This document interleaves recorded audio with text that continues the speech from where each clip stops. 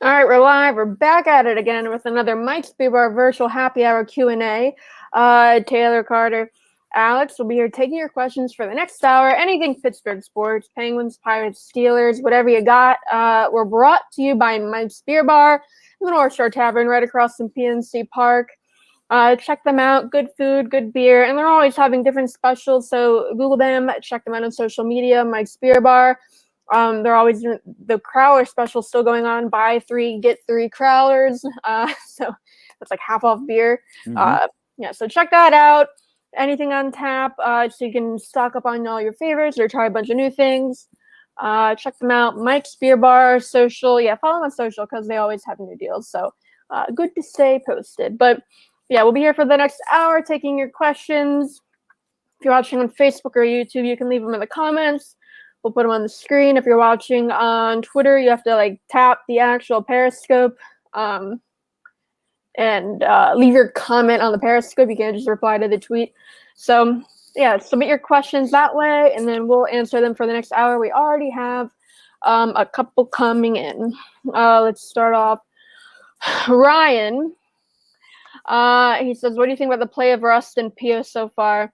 Starting with Pio, I mean, Pio has been consistency-wise their best defenseman this season.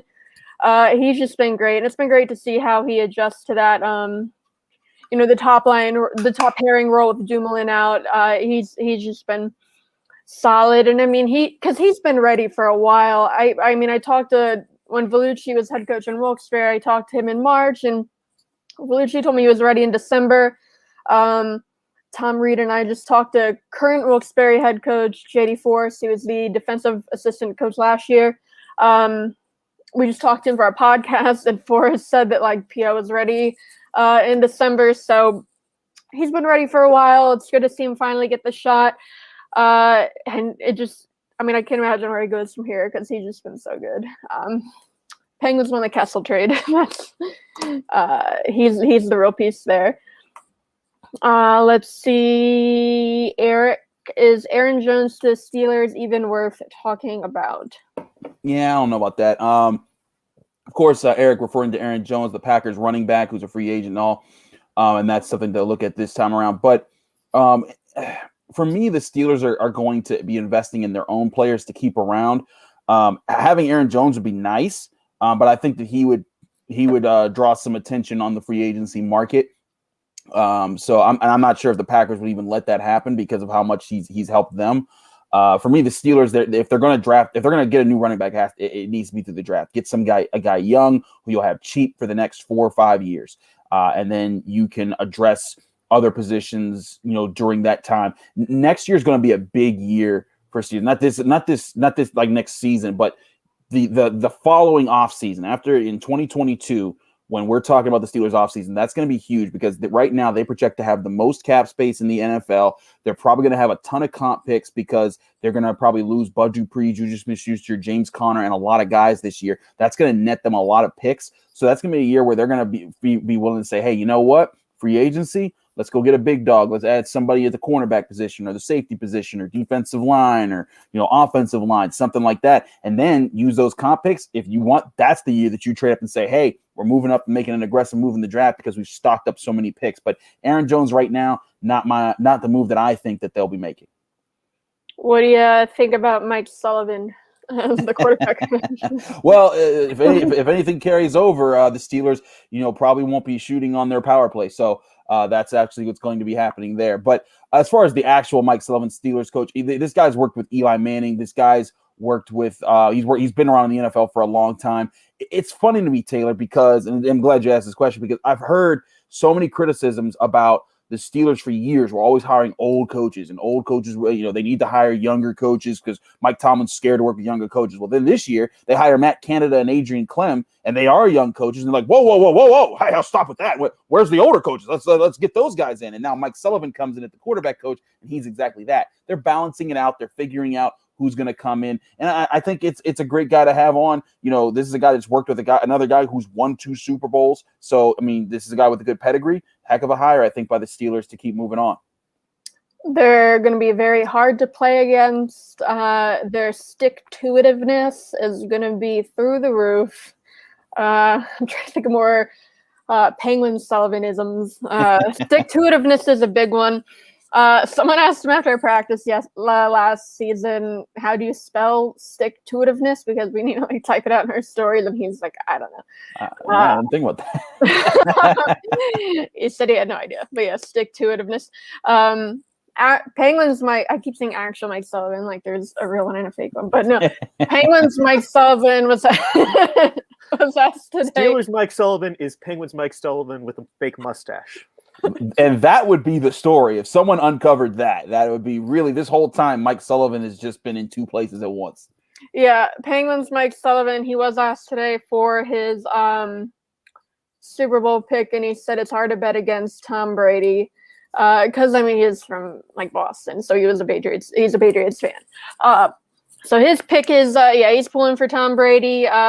Crosby was asked the other day for his Super Bowl pick, and he didn't have one yet. He said he needed some time to think it over. Very serious. Just flip a coin. You say the Chiefs, the Buccaneers. He says, who cares? Damn, it's too early. No, just say a name. Yeah. Let's see, more football. Hey, Chris, I know it's a little early, but who can you see the Steelers drafting? I'm seeing a lot of outlets saying inside linebacker. A huge fan of Harris from Alabama. Just who are they going to draft? Well, thanks for the question, CJ. Appreciate you for that. It is very early in the process.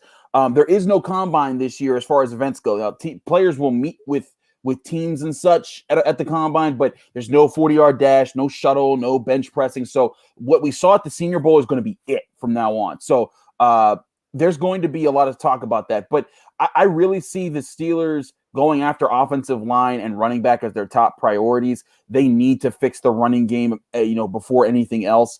The only way they go after an inside linebacker is if like Micah Parsons or if he falls down because they didn't see him play at all this year. For me, the Steelers they need their offense. Now, if they see again a top talent fall to them that could solve things like Jeremiah Owusu-Koramoah from Notre Dame, and I said that name right. If he falls to them, that's another guy. I'm like maybe because he's that good. But if you're a Bama guy and you love you some Najee Harris, CJ, you are on point because he is a bad dude. It's him and Travis Etienne are two different styles of backs, but I think both are going to be extremely successful in the NFL if they get behind or get in a good system. Najee Harris, the way that he runs, he's so physical when he has the ball. And at the same time, when he's making somebody miss or engaging in contact and breaking a tackle, his head is up and he's looking for the next guy to make miss while he's doing that. And he's processing what his offensive line is doing. Those are the things you want to see from running backs. If they get Najee Harris in the first round, I think it's a great pick. That would be my guy right now. But I will do 1,000 mock drafts until when this draft happens. So trust me, there's going to be a lot more talk that comes out about that. I realized with Ryan's question, I never answered about Russ. I only talked about P.O.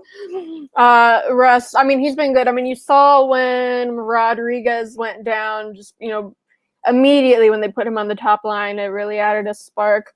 It was nice that the power play could get going, but that's not Russ' fault. That's the entire power play. They have the worst shooting, the rate of shots on goal in the entire league on the power play. So that needs to change.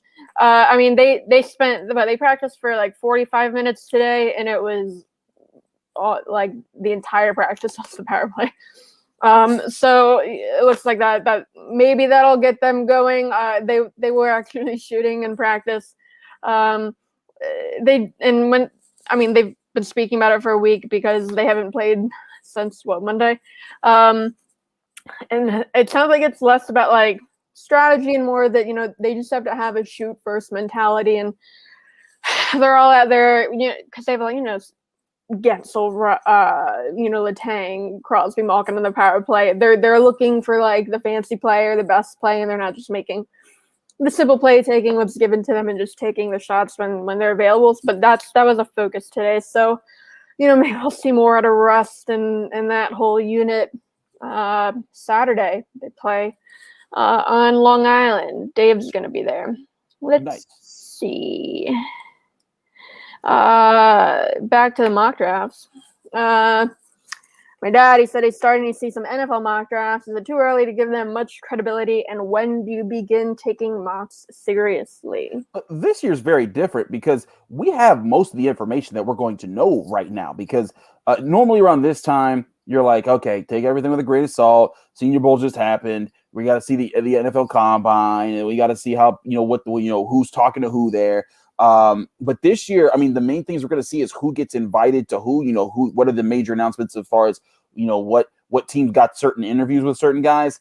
But with no other way to judge players and their skills and what their talent level is right now, I think that this is actually legitimate. Now, the trick here, Greg, is knowing who to trust with your mock drafts, because there's sometimes mock drafts that they'll have the Steelers picking Mac Jones or Kyle Trask in the first round. Stay away from any drafter that tells you that. That's ridiculous. But I do think that there's a chance when you look at who's investing in the offensive line, who's investing in the running back, what picks that they see off of that. And like in this past Senior Bowl, there were a lot of Alabama offensive linemen who didn't look great in blocking in that game. And, Deontay Brown was a guy that maybe people thought would be in the second or third round, and now he's probably dropped way out of that. Alex Leatherwood did not acquit himself too well. So there's going to be some things that shake up about that. So to answer your question, Greg, don't commit to anything just yet, because you're going to see about 20 more of them from each NFL draft writer before the NFL draft is up. But it's certainly going to be interesting to see who gets valued and where right now. And then the other thing is that certain teams' needs are going to change very soon when free agency hits, because right now we're estimating that, said this team over here is going to want a quarterback. This team over here is going to want a linebacker. And then certain people are going to get cut before free agency, and free agency is going to be happening. And then some of those teams might fill those holes in the free agency. And then that changes the landscape of who you expect to get picked and when. So a lot of things to take in for now. But if you're an NFL guy and you want to keep things up, Greg, then let's just keep watching, and we'll keep having fun, talk about mock drafts until the draft. Let's see. Eric says game's still on tomorrow. It is. New York. Scheduled to play the Devils after that. That might be an issue, but New York first. Game's still on. They're already in there. They flew there after practice today. We actually have a baseball question. Alex. Why is it always actually? Why is it always actually? We have with pitchers and catchers reporting soon who is still a viable candidate for the Pirates to sign as an additional outfielder. There's still a couple guys out there. I mean, Kevin Pillar is still out there. Cameron Maben still out there. It's really going to come down to what do the Pirates want out of this extra outfielder? Because if you want to give Anthony Alford his chance in the outfield, you got to go with someone like Cameron Maben who can play, all three of the positions. And I guess I should say Anthony Alford or Jared Oliva, whichever one that you like better, in that situation. If you would rather have Alford can't be option, but if you'd rather have have Oliva in AAA to start the season, then you do go probably after someone like the Pillar type of deal, because this outfield is really in flux right now. Because O'Neal Cruz probably is going to go out to right field at some point, but he hasn't taken a rep yet, so you can't consider him as an outfielder at this point. Gregory Polanco, this is probably his last year here, so it's going to be more what do they want to do for the 2022 team, and I'm interested to see into that, because he was once a top prospect in a Ben Cherington farm system, and he's really dropped since. Cool. Back to Penguins. Who do I think the Penguins will hire for GM? That's tough. Seems like a lot of the good candidates are dropping out or not being allowed to talk. I mean, Botterill is out because Seattle will not permit him to talk, at least in a time frame that works for the Penguins. Chris Drury with the Rangers seemed like a pretty good candidate, but he declined the interview, and then today the Rangers have promoted him to associate GM. So, that makes sense that he didn't want to take a chance with the Penguins job. Mellenby with the Canadians was another pretty big name on the list. He declined an interview. I mean, right now, I just say Ron Hextall. I mean, they did ask for permission because he's a senior advisor with the Kings right now. They asked Kings for permission. They were given permission. They're going to interview him. Of the names that are out there, I mean, he seems like the most likely candidate there. I mean, well, Patrick Alvin is another one that they're the current interim GM they're going to talk to.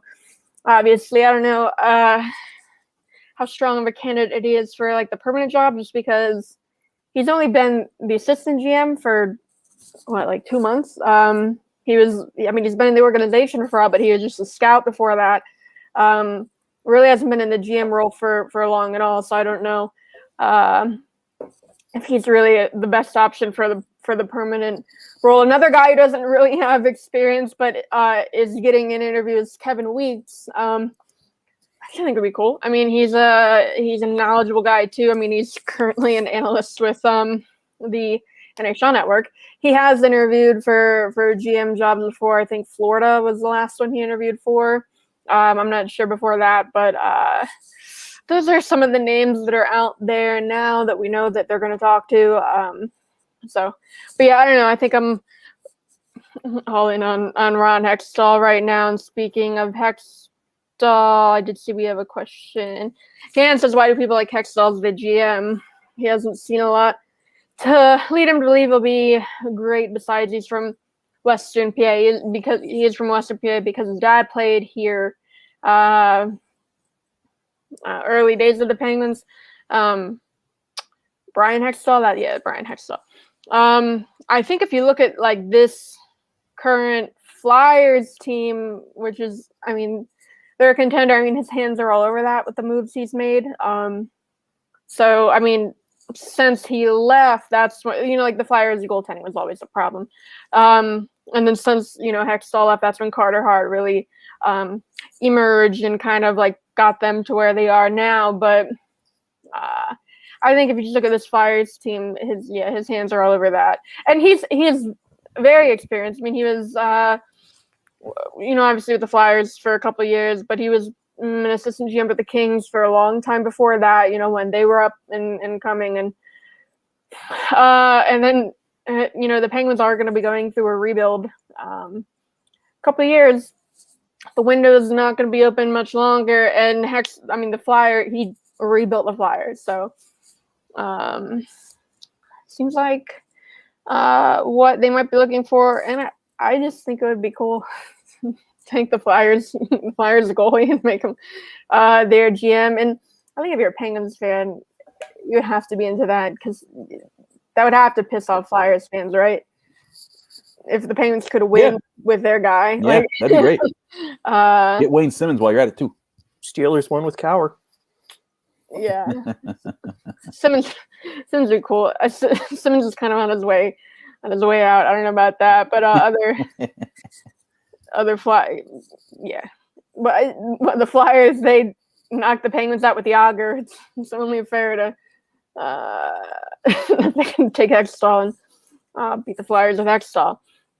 When are we going to hear about Mr. Pouncey's decision? I honestly think in the next month or so. Really before February's up, I feel like they're gonna hear something because the Steelers have to start making plans for their free agency moves, and you could only do that once you know if he's going to be there. I imagine that Ben Roethlisberger says he's trying to bring back Pouncey and what he's trying to do there. I have a hard time again seeing Pouncey take the deal where he's going to come back for a lot less money, because what you have to do is you're keeping Pouncey around. You need to clear out at least $6 or $7 million from his contract. And that's a lot of money to give away with how beat up he is at this point of his career. You guys got to remember, he's had several major injuries in his career and he's been playing through all of them. It's a lot to ask of him. I mean, but the thing is that he hasn't played well enough to earn the money that he has right now on his contract. So, I'd imagine in the next couple of weeks we'd hear something official because the Steelers need to start making decisions soon. But the Steelers are probably going to give him and Ben Roethlisberger as much time as they can because they've been around forever. They respect them. So they're going to try and give them as much time as they can to figure things out together. And maybe that's part of what Ben's trying to do, is trying to figure out how he can take pay cuts to keep Pouncey around. But the Steelers. I think the Steelers have to be have to hold the line and kind of be like, listen, the direction of the offense is not going with you two for much longer. If Pouncey wants to stay, it has to be at this very discounted rate. If Ben wants to stay, it has to be at this seriously discounted rate. And that's what it's going to come down to. So I'd say late February. So give it like 2 more weeks. We'll probably hear something by then. And then, when March hits and we're getting ready to talk about free agency, that's when everything starts rolling. Alex, what are you drinking? I am drinking a Belgian triple by Voodoo called Love Child. Oh, that's a good one. Yeah, I've had that one. I've never had this one. It's Mike's Crowler.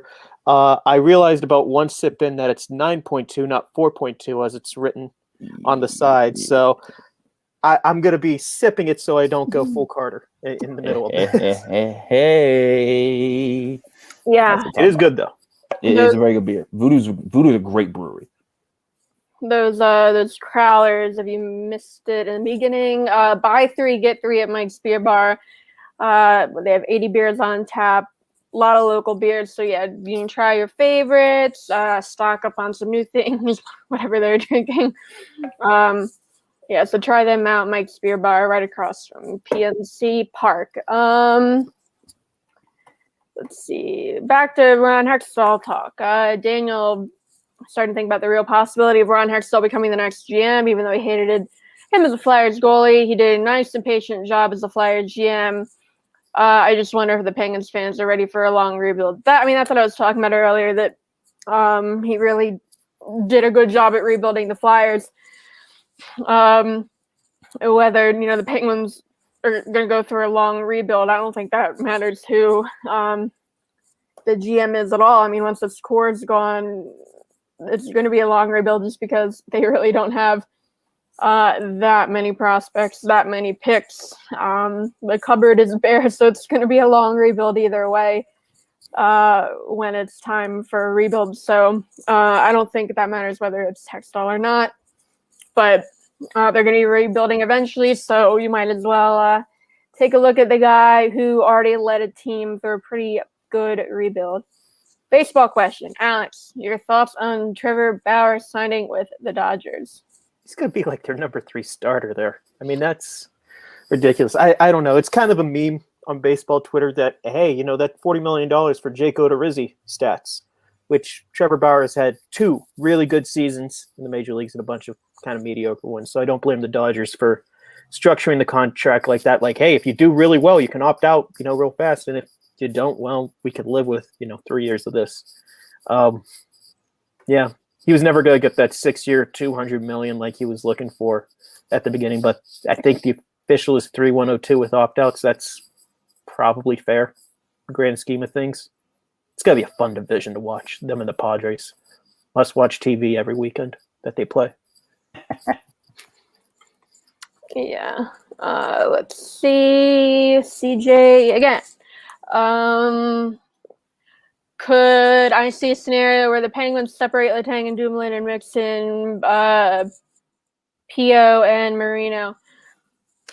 That's assuming all 4 are going to be healthy at one time. Dumoulin's hurt right now. He's not going to be back for a while, and at the rate things are going, you never know. But that will give us a lot of time to see Pio and Letang together as a pairing. So I guess we'll have to wait and see. Because we didn't get a great look at them before. We got the partial game after Dumoulin went out, but then Letang also got hurt, a game or 2 later. So we haven't seen a lot of them. So I don't know I can tell you how great of a pairing it's going to be. We really haven't seen it, but we're going to see a lot of it. But yeah, I wouldn't say Dumoulin and Letang are stuck together. If Pio works out better with Letang than Dumoulin did, you have to give that a look. Pio, we've already seen he can handle the minutes. I think he played 30 minutes the other night. So we'll see. I think it's great. And he and Letang have a really good relationship too. They were familiar with each other before this season. They play, it's like a off-season, like Minnesota in the summer, they have the beauty league with the beer league there. There's something similar in Montreal in the summer, normal summer, not this past summer, but Peeler and Letang have been in that for I want to say a couple of years now, so they've played with each other before. Pretty good relationship. So yeah, I think that'd be cool. Let's see. Dan, he says he thinks there's too many first round questions because he doesn't know where all these quarterbacks land that want to hurt teams. That before we get to draftable quarterbacks, people who fail to upgrade may opt to reach. He's talking about the draft card. Anything to add to that? Not really a question. Yeah, it's more of a statement. I agree that there's a lot of questions as far as how the first round is going to play out. Again, what team needs are going to change, in free agency, and part of it also is what he's talking about with the quarterback situation. We've already seen one major trade in the quarterbacks landscape. Matt Stafford going to the Rams, Jared Goff going to the Lions. Matt Stafford to the Rams means that, okay, well, that team's going to be set for now, and they're trying to win right now. Jared Goff to the Lions, okay, what becomes their priority building around him? How do they want to address that position? And then you still got players like Aaron Rodgers, who some people are looking around and saying, maybe he doesn't stick with the Packers. The same, Deshaun Watson has said he wants to be traded. Carson Wentz says he wants to be traded. That's a lot of moving landscapes here. Right now, the Colts would presumably be a team that would go after a quarterback early in this draft, but they have a later pick because they were in the playoffs. So maybe they're a team that says, hey, we'll take one of those guys off your hands. Then there's the question of the Saints. What do they do with Jameis Winston and Taysom Hill? Do they say, you know what, we're going to just invest in a new quarterback this year? There's a lot of those questions. So I agree, Dan. There's way too much shakeup. There's way too many shakeups that could happen before the NFL draft for us to know who will pick the quarterback. The one thing we can be pretty much sure on is that the Jets and the Jaguars are looking right at those positions with their current makeup. Of course, the Jaguars getting the first overall pick. There's talk about Trevor Lawrence, maybe, that with his elbow surgery or his shoulder surgery, that it could be, that could impact his view, but I still think he's going first overall. And then you'll see Justin Fields and Zach Wilson, fly off really early. And then you're going to, and then I think the other thing that you're going to see here is a lot of people talking about the quarterback position when it comes to how far does Trey Lance fall down. And he's the North Dakota State guy. I honestly see all of these guys going top 10, and that could that'll push down a lot of other positions. Then you'll see obvious receivers like Jamar Chase, Devontae Smith, and Jalen Waddle get picked early. Penei Sewell, and that could give you a really good chance if you're the Steelers at picking up a steal on some of these other really good players at these different position groups. There's no chance Deshaun Watson is a Colt, right? If I'm the Texans, there's no way I let it happen. Just no. We will trade you anywhere, just not in our division, maybe not even in our conference. Go over to the NFC, do it over there. And it's going to be how interesting much battle. is left in the NFC at this point. I mean, there's Washington. There's but the Saints, they'd be the Saints. They don't have the money for him though. But they could say, you know what? Hey, we're willing to get rid of some of these major players for you. And maybe they find a way to do it. I'm not saying they will, but I'm saying that there's a few spots. I mean, the Carolina Panthers are a team that could really use a quarterback right now. There's a few places where I think that someone could use him. But again, Watson has a no trade clause in his contract, which gives him a lot of power and say over what happens here. So it's going to be interesting how this plays out. The Texans might try to play hardball and say, you know what? We're not going to move. You're just going to sit. And he's going to say, okay. And then we'll see how long that goes. So it's going to be interesting. I want to see how this plays out. He deserves to be somewhere else. They've treated him horribly. They've taken away his stars. And frankly, that organization just, they deserve everything that's coming to them, and they do not deserve Deshaun Watson. James says, when will they announce Mike Milbury as GM? Mike Milbury apparently wasn't even cut out for the NBC job because they let him go. So I don't think he's going to work in hockey again. Pierre Maguire, I'd love to see if they interview him or not. He's not going to get the job, but for whatever reason, he interviews every couple of GM openings. I mean, he did interview with the Penguins after Shiro, and he said that he was the runner-up to Rutherford. And again, he said that doesn't mean it's true, so I would take it with many grains of salt. But yeah, I think Pierre's not going to get the job. I don't think he's going to get any GM job, but it's just funny that he keeps interviewing for them. Let's see. Chris, most likely Steelers UFA to re-sign with the Steelers. The easy one is Zach Banner. He's basically indicated on Twitter that that's what's going to happen. He also said, it's funny, he said it today.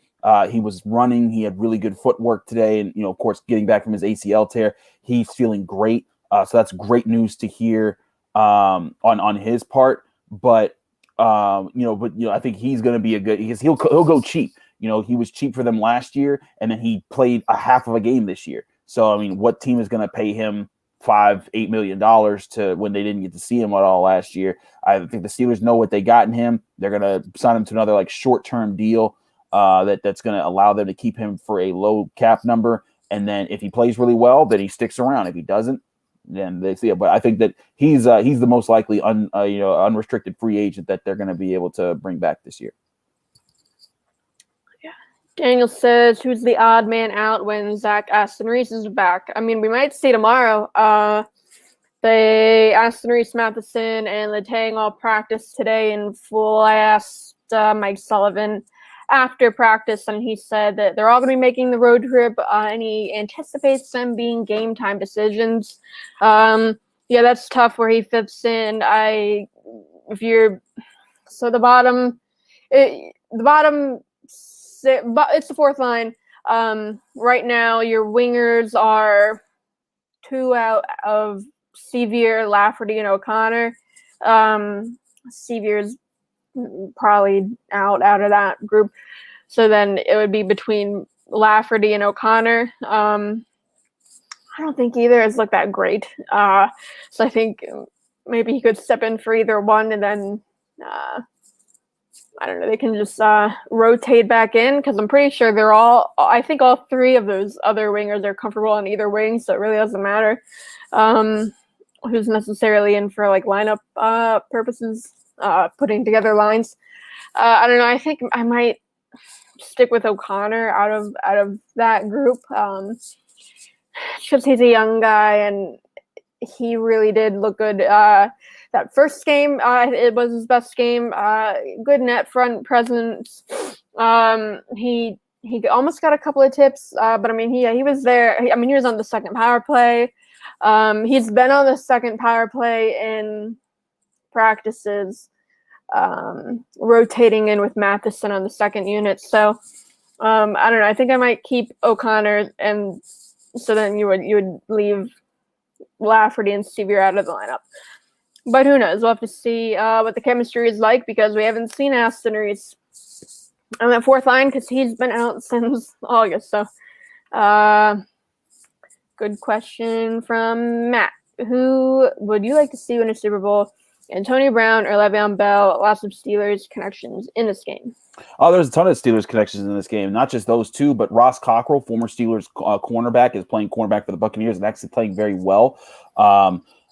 Randall L. and Larry Foote, 2 former Steelers from the 2000s, they're coaching for the Buccaneers right now.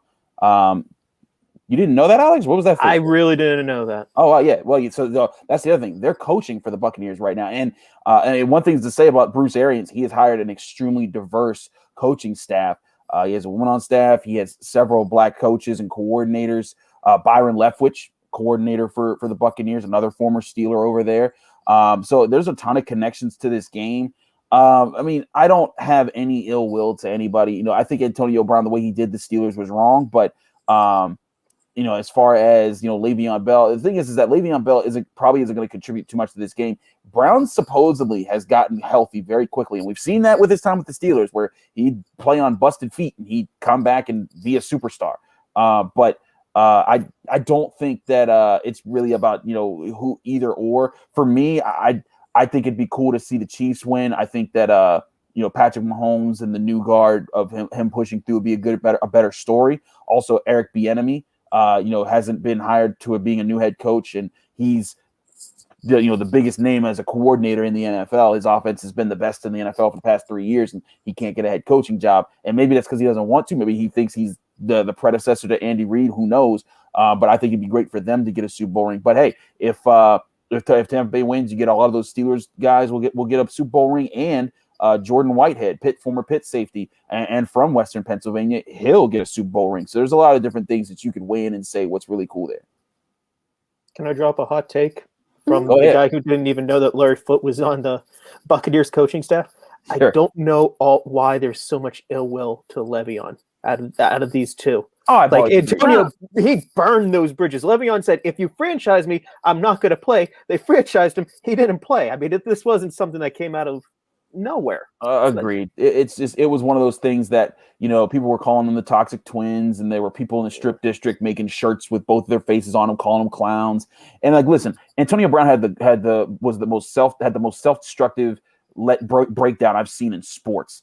So like that's, you know, that was amazing in just a very sad way to see what happened to him. Le'Veon Bell said, "Hey, I want guaranteed money." The Steelers like, "We don't do that," and he's like, "All right, fine, I won't play." And he made a move, and now he's at where he's at in his career, and he has a chance to win a Super Bowl. So I mean, if you're choosing between those two, I feel like Le'Veon Bell should have the least ill will from Steelers fans. And if you see Antonio Brown win, but I think to me the bigger thing is still a lot of Steelers fans are worried about is Tom Brady. No one wants to see Tom Brady get his 7th Super Bowl ring.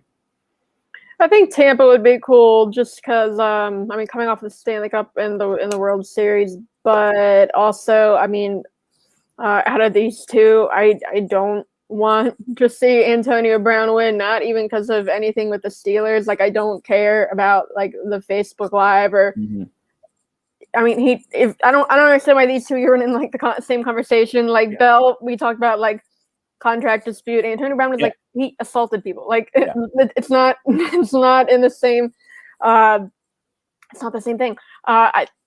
I don't have a problem with Bell. I'd rather see Bell win over AB. And again, with AB, I don't even care about like I mean both of them, like the rapping and all, like the side, like I mean, who cares about media that? stuff. Whatever. No, like I don't even care. It just one of them assaulted someone, one of them didn't. So I think that's if I have to pick one, I'm going to pick the one that did not assault. But see, and that there you start getting into other conversations too, because then if you're rooting for the Chiefs, then Tyreek Hill gets another ring and he beats his kid and stuff with that. So a lot of not so happy storylines there. But again. For me, it's not a big deal either way. I look at all the other players. I think Antonio Brown has done more than enough to be kept out of the league, but talent seems to get people back whenever that happens. So, but for me, I'm looking at the Chiefs. I'd prefer it if they won this game. What's your gut feeling? Ben comes back or not? I think he does. I think he wants to. He doesn't want to end with a playoff loss at home to the Cleveland Browns as his send-off for his career. I also think he was genuine when he said he was willing to make anything work with the Rooneys to stick around. And I think he knows that, maybe it'd be better if the pressure wasn't all on his shoulders. And that's where it's been, because he's asked for all the money. Now, if he takes a major pay cut, the team can invest in other places so that it's not as much on his shoulders. They can get more depth on defense, get a better running game, and that will help him do better. But I do think he's back this year. Cool. Patrick says hi to me and only me. So yep. Forget you, Patrick. We don't like you. Hi to you guys. Let's see. I saw a Pitt question up here. Rick says, what is the key to Pitt basketball having more performances like Duke and Virginia Tech and less like Notre Dame? Thanks, Chris, for the Pitt Hoops coverage on the site. Well, thank you, Rick. It's really cool to hear that from people and everyone that loves our Pitt coverage. But for me, the problem with Pitt sometimes, Rick, is that there are times when teams can give low effort and still fight their way out of it because they're great shooters or they have huge guys underneath that can work the paint. Pitt has neither of those two things. What they do have are hard workers who grind out wins and find ways to beat. Like Justin Champagnie leads the ACC in points scored and in rebounds per game. And when you look at how he does it, he's 6'5", 6'6". He's not this huge behemoth guy that's winning underneath. He's just doing all these amazing things on his own. Xavier Johnson, has shown that he can play. But in this last game, he shot the lights out. But as the season's gone on, Pitt has not been a good shooting team, and that's been their downfall. And so in this 3-game losing streak we just saw, for me, the problem with Pitt hoops was that their effort wasn't A1. And in the wins that they've had over Virginia Tech, over Duke, sweeping Syracuse, they were battling every single possession. They weren't taking plays off. They were communicating. The switches on defense were on time. They, when a mismatch was gave, they knew when the help needed to come. When they got the mismatch on offense, they fed it and they went after it. That's the chemistry you need to see consistently, and it's tough to keep that up sometimes, especially when you have such a young team as Capel does. But I think a win like Virginia Tech, last year, the year before, they would have bombed that game. This would have turned into a 7-8 game losing streak, but they stopped it with their first win over a ranked opponent since 2019. And now, if they beat Virginia, they'll beat the two teams who were ranked at 1 and 2 in the ACC in back-to-back games. It's a huge opportunity this weekend if they can pull that off. Jerry says, who is the first of the big three to get traded? Letang, Malkin, Crosby. I think out of whether it's a trade or free agency, I think Letang is the first to go out of that group. Crosby's going to retire Penguin. I think Malkin's going to finish his NHL career as a Penguin. He might go play. He's going to go play in Russia after. His wife said that much this summer. Letang, I don't think he's necessarily going to finish his career as a Penguin. And Letang and Malkin, they do have their contracts ending soon. Malkin, they don't have a second line center otherwise, and Malkin just one of I think it's his best career 5-on-5, best year of his career 5-on-5 last season. I don't think Malkin's really slowed down that much, but Letang kind of has, and just the Penguins have young defensemen coming up. Marino can play on the right side, and he played half an hour the other night too. He handled for a top line minutes. So if Marino keeps getting better than Letang, Marino could be the top pairing guy. So out of that group, I would say Letang. Let's see. Will the Steelers draft Ben's replacement, or are they going with Mason Rudolph as the future? I don't see them drafting Ben's replacement this year because they don't got the ammunition to go get that replacement. Mac Jones, Kyle Trask are not Ben's replacements. They are. Mac Jones at best is another Mason Rudolph. Kyle Trask, I'm not even sure what he is. But those two guys aren't your starting quarterbacks of the future. The picks in the first round need to be this year are offensive line, running back, addressing the run game, getting that going. If they draft Ben's replacement, it's by accident. I think they could absolutely take a flyer in the later rounds. A Kellen Mond in the 4th or 5th round would be perfect for this team. I think that would be a great fit.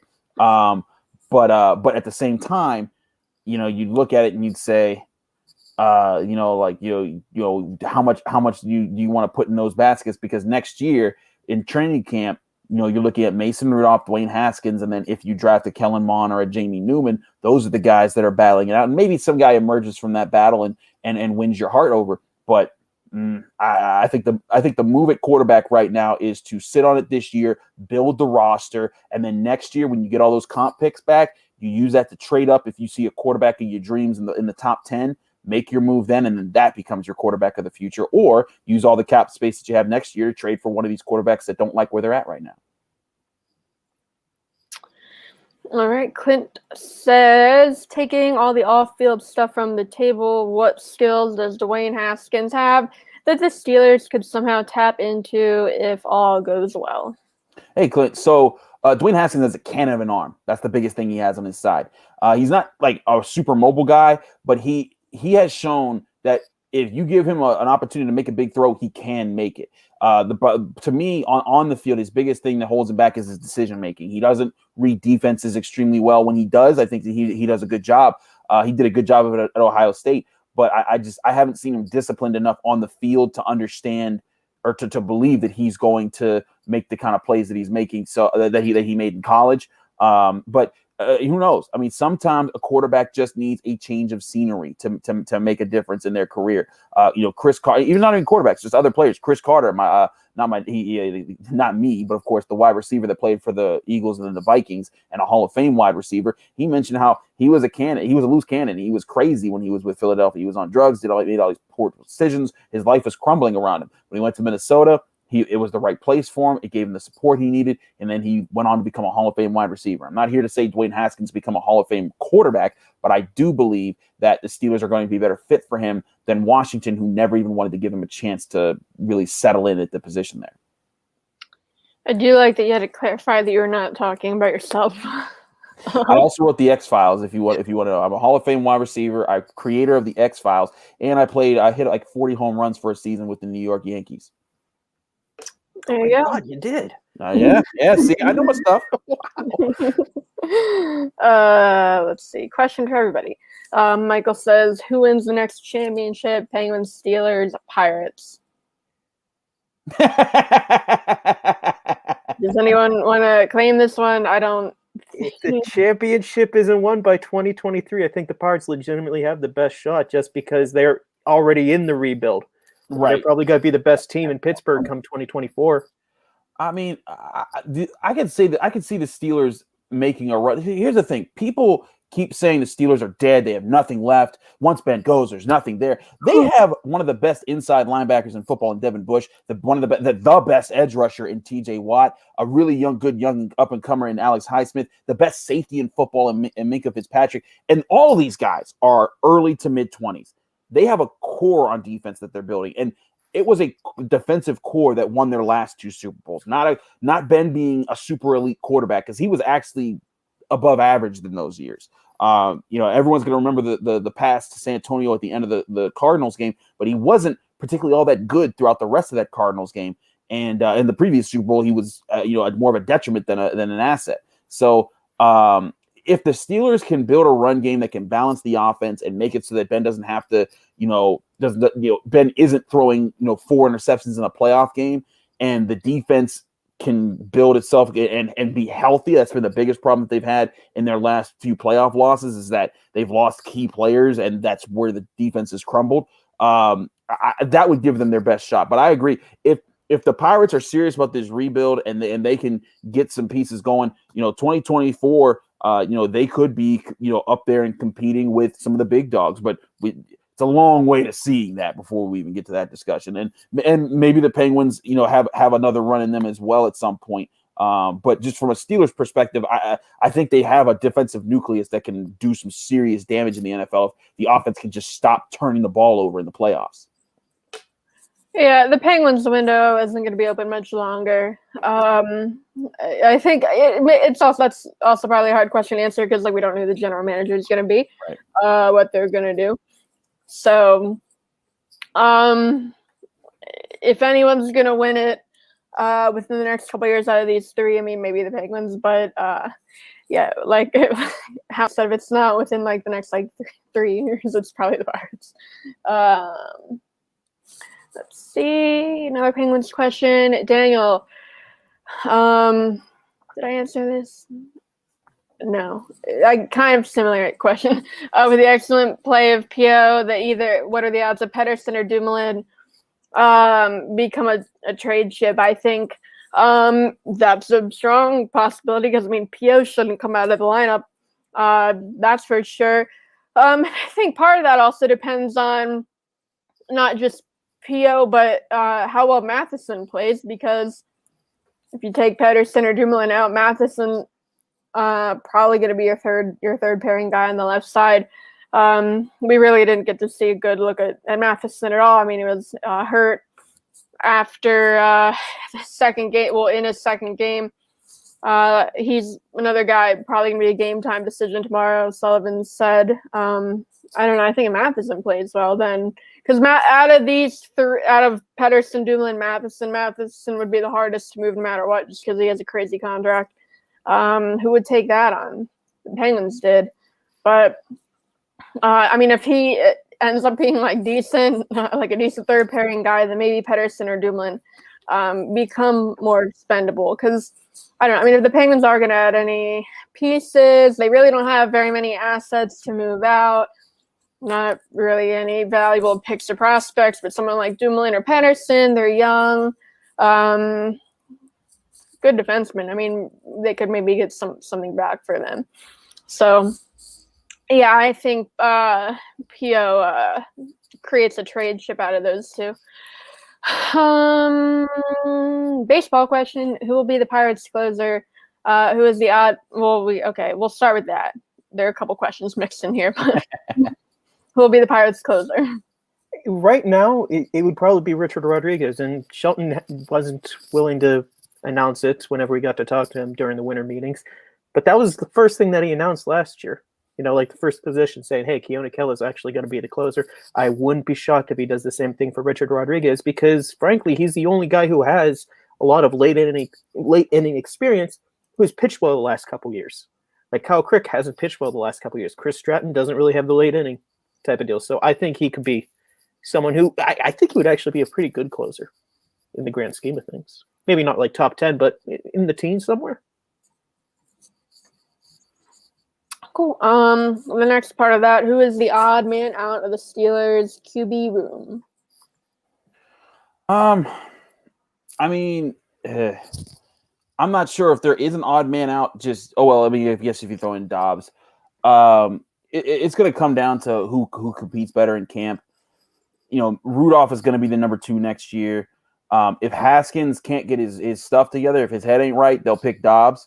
Just because they prefer a guy who can competently understand the playbook. But maybe they keep Haskins as like the Paxton Lynch type of guy. Like, hey, this guy just has a big arm. We'll see what he does there. But it's probably going to be Dobbs. I think that they're probably going to look at Haskins. If Haskins comes in and just bombs in camp, if he just is horrible and he's not taking it seriously and he's not gaining his teammates' respect, they'll keep Dobbs around. And then again, there's still an opportunity for them to draft a late round quarterback this year. I don't think they draft early, but 4th, 5th, 6th round, if a guy's around, they might bring him in, and that's the arm talent that competes with them. And then that forces maybe Haskins out there as well. But to me, the chopping block or the order here is Ben at the top, Mason there, and then Haskins slightly over Dobson because of his arm talent. But that's one that Dobbs can jump right over by just having a better training camp than Dwayne Haskins. And then we'll see if they draft somebody. Third question there. What is the missing piece that the Penguins need? I think that's hard to answer when we really haven't seen a healthy lineup all season. Right now, like not necessarily trade pieces or what have you. Goaltending is the biggest one. Jari and Smith have both. Neither have looked good. That doesn't mean that the missing piece isn't like they need to add a goalie, but Jari and Smith need to start playing better. I wrote about it in a drive to the net. Without getting into it, super boring. There's an advanced stat called goals saved above expectation so it uses another stat called expected goals. Expected goals, it sounds like BS, but it basically it assigns different values to different types of shot attempts. So like from different angles, the quality of the shooter, like a Sidney Crosby shot is going to give you more value than like a Dominic Simone shot in Calgary. But so it is the type of like slap shot. Different types of shots lead to goals more often than others. So expected goals takes that all into account and gives you the number of expected goals per 60 minutes. Goals saved above expectation is a goalie stat that takes goals saved, so the expected goals minus the actual goals let in. So if you have a negative number, it means they're letting in more goals than they should. If they have a positive number, they're outperforming based on the type of shots they take. So that's a good goalie stat because save percentage, goals against average. I mean, that's heavily dependent on like the team in front of them, the defense. So what I'm getting at is Jari has the second worst goals saved above expectation in the league, which means he's it's like -6 something. So he's underperforming for in case anyone's going to say they got rid of the wrong guy. The worst goals saved above expectation in the league is Matt Murray. So that's not it. But DeSmith, he's 46 in the league out of 64 goalies that have played this season. So The goalies need to be better. Marc-Andre Fleury has a really good goal saved above expectation, though, so talk about that. Paul says, is it just him or the past Pittsburgh sports year? All three major sports teams have had tons of injuries. Just to start off there with the Penguins, that's every year. So that's standard. Now, I don't know about what Steelers and Pirates. That's a different story. I mean, it's standard with the Steelers too right now. I mean, when was the last time the Steelers had everybody, even just their major players in a playoff game? You know, this last year, Bud Dupree, Joe Hayden, Devin Bush, three key players on defense, all of them out in the playoff game. The last time before that, Ryan Shazier being paralyzed, and he was the key to their defense. He was the Troy Polamalu of that group with how he was all over the field and covered for so many other weaknesses they had. The time before that, they were in the playoffs. They didn't have several. Half their offense was depleted, and Le'Veon Bell had a groin injury that took him out in the middle of the game. That was their last playoff loss before that. Then the time they lost to the Broncos the year before that, they were missing Le'Veon Bell, D'Angelo Williams. They were down to like a fourth and fifth string running back, and no Antonio Brown, and Ben Roethlisberger was hurt. The time before that, no Le'Veon Bell against the Ravens. You go all the way back, and then even if you go way back to the Tebow game, Marquise Pouncey was out, and that was a huge problem. So the Steelers have just been riddled with poorly timed injuries. I think that's absolutely a huge part of their story of the 2010s decades, is that they never had a year. Like, imagine the Steelers winning the Super Bowls in the 70s without Franco Harris, without Jack Lambert, without Lynn Swann and John Stott. Those guys were built to be the legends of this team, and they just weren't able to be healthy in the biggest game. Someone would have to check this for me, but back in 2019, I wrote a piece for The Point of Pittsburgh where I figured out that, like, on March 15th or whatever the date was, the Pirates had sent more players to the injured list than they had at any other point over a full year in the 21st century. Like, it was ridiculous. And then this past year, I mean, with all the pitcher injuries, and you could kind of blame some of that on the layoff, but man, it's just been a lot. They overhauled the physical training staff, and try to prevent some of that stuff going forward. But yeah, to answer your question, Paul, yes, there have been a lot for all three. Yeah, I mean, with the Penguins this year, it's made worse by the fact that they're pretty much all on defense, except for Aston Reese recovering and then Rodriguez. But neither of those are very significant losses, not compared to what they've had to deal with on defense. Last game, the only defenseman that was in the starting, they're basically done all their defensemen starting net except for Marino and CC. And Marino he didn't practice because he was on the COVID protocol list, but he was back at practice today. He's fine. That's not an issue. He didn't have COVID. He was just on the list. Yeah, that's defense not good. I mean, the Penguins, they're always get names on. They're always at the top of like the man games lost, and then there's also there's like a website that tracks like man games lost, but like taking into account like the quality of player, like losing Crosby for a couple games is a bigger deal than losing like your fourth line right wing. And Penguins are always at the top of the league in that. Let's see. We got a couple more. We are running a little, yeah, we got a couple more minutes. I do see O'Connor needs to stay. Connor needs to go. Too many injuries, like Drew O'Connor and then James Connor. Sure. O'Connor doesn't need to stay in the lineup. O'Connor, I can't comment on James Connor, but Drew O'Connor, I'd probably keep him in the lineup out of that group. Let's see. We're not going to get to all of them. We have a lot more. With big changes coming for Steelers, Pirates, being young, who becomes the face of Pittsburgh sports to go with Crosby and Malkin? So young guys coming up on the Pirates and Steelers. Brian Hayes for you. Yeah, I was thinking, is there anyone really who could be besides Brian Hayes? Or I mean, not to count your chickens before they hatch, maybe the Kamar Rocker in that discussion too. But then again, I mean, Penguins have been very fortunate that they've been able to keep, Sid and Gino for 15 years. I mean, Pirates had Kutch for a decade almost, and that's about as much as they could expect basically anyone to stay.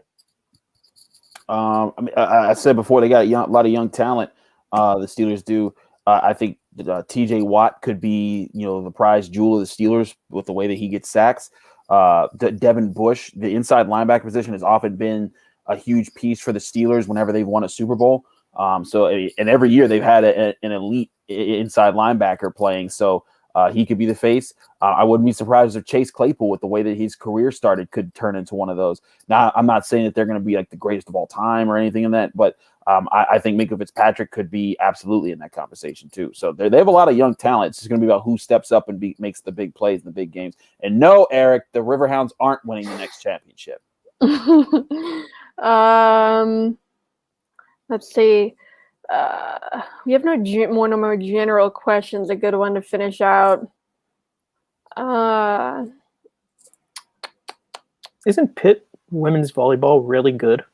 Pitt women's volleyball has been playing very well. That's the next Pittsburgh championship. Then that I changed my answer. I also think it's I wouldn't sleep on Pitt making a run at the ACC title in this tournament. If they can get consistent play out of their guys, there's no super ACC team this year, especially if they beat Virginia this Saturday. They're the team that's been the most consistent in the ACC. They could make a run at it and say, hey, if you get an ACC title, that gets you in the tournament. Then that could change things a little bit. Granted, that would be a national title, but I mean, winning the ACC, nobody saw that happening for Pitt until several years from now. If that. Seems like a good place to wrap it up. We're in a little bit over here. If you missed it when we talked about it before, brought to you by Mike's Beer Bar and North Shore Tavern, both next to each other, right across from PNC Park. Look them up on social, Google them. Just stay up to date because they're always having new deals, new food menu items. They both have crowlers. Crowlers right now, that's the biggest deal. It's buy 3. Get 3. That's and they're 30-ounce crowlers, so that's a gallon and a half of beer, basically half off. That's crazy. Stock up on your favorites or try some new ones. They have a lot of local beers on tap, so you can support local restaurant and local beers. But thanks again for your questions. We do this every Friday. 5:30, 6:30 on Twitter and Facebook. So we hope you'll join us next week when we do this. And check out, again, Mike's Beer Bar. In the meantime, stock up on some beers so you can drink it with us next week.